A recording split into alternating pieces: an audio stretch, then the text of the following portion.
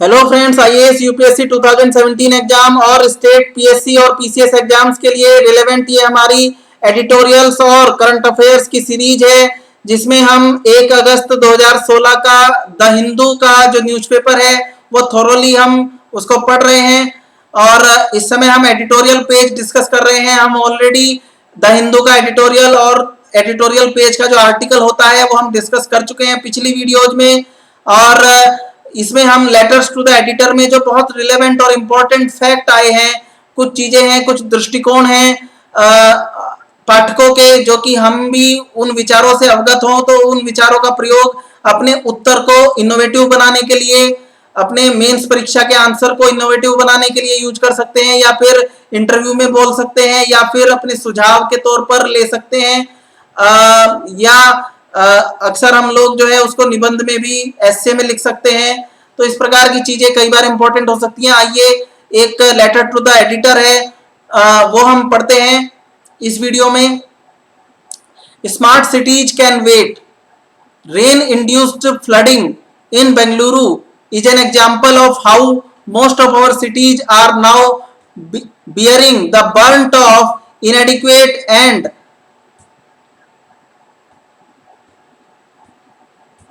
arbitrary town planning. Mumbai, Delhi, Kolkata, Chennai and now Bengaluru and Gurgaon have been affected by unplanned constructions. While in the West, planners think about the next 100 years. In India, we take pride in being stuck in the past. Encroachment of water bodies, tree felling and unchecked migration are resulting in urban nightmares. We cannot allow the inorganic growth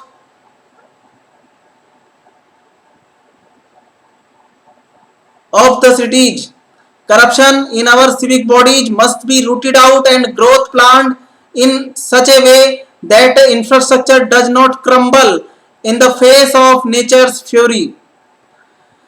actually क्या है, इन्होंने कहा है कि जो smart cities का महत्वाकांक्षी project है उसको थोड़ा सा रुक करके आगे बढ़ाया जाना चाहिए, क्योंकि जो बेंगलोर में बारिश के मौसम में, मानसून के मौसम में जो बाढ़ आई हुई है वो एक उदाहरण है कि किस प्रकार से हमारे नगर हैं, मेट्रो सिटीज हैं, वो असावधानी पूर्ण और इनएडिक्वेट, अनुचित टाउन प्लानिंग का शिकार हैं। हमारे जो मेट्रो नगर हैं वो तक भी, मेट्रो नगर जो है जनसंख्या के आधार पर मेट्रो कहलाते हैं, लेकिन उनकी जो नगरीय योजना है, नगर की जो बसाने की योजना है वो अनुचित होती है, इनएफिशिएंट होती है, इनएडिक्वेट होती है। ठीक है, नगरों की योजना दूरदर्शिता पूर्ण नहीं होती, नगर बसाए जाने की योजना जो है पहले से नहीं बनाई जाती। मुंबई, दिल्ली, कलकत्ता, चेन्नई, बेंगलोर और गुड़गांव ये सभी अनुचित तरीके से बिना किसी योजना के किए गए निर्माण कार्यों के शिकार हैं। पश्चिमी देशों में जब नगरीय योजना का निर्णय किया जाता है तो 100 वर्ष बाद तक की चिंता कर ली जाती है, ऐसी दूरदर्शिताएं दिखाई जाती हैं, लेकिन भारत में हम अपने भूतकाल से चिपके रहने में गर्व महसूस करते हैं, भविष्य के 100 वर्षों की योजना नहीं बनाते। एनक्रोचमेंट ऑफ वाटर बॉडीज, सभी मेट्रो सिटीज में मुख्य तौर पे जो समस्याएं हैं वो निम्नलिखित 3 या 4 समस्याएं हैं। वो क्या है? जो जलीय संरचनाएं हैं, वाटर बॉडीज हैं, जो वाटर बॉडीज होती हैं इन मेट्रो सिटीज में, जैसे कि सरोवर या किसी प्रकार के जलाशय, उनका एनक्रोचमेंट, उन पर अनुचित कब्जे करने की कार्रवाई की जाती है भूमाफियाओं के द्वारा। इसके अलावा ट्री फेलिंग अर्थात पेड़ों को काटना, ये दूसरी समस्या है। और इससे आगे समस्या है अनचेक्ड माइग्रेशन, बिना किसी रुकावट के ग्रामीण पलायन, जो कि नगरों के क्षेत्र में जनसंख्या का दबाव बहुत ज्यादा बढ़ा देता है और ऐसे में सभी व्यवस्थाएं चरमरा जाती हैं नगरों में।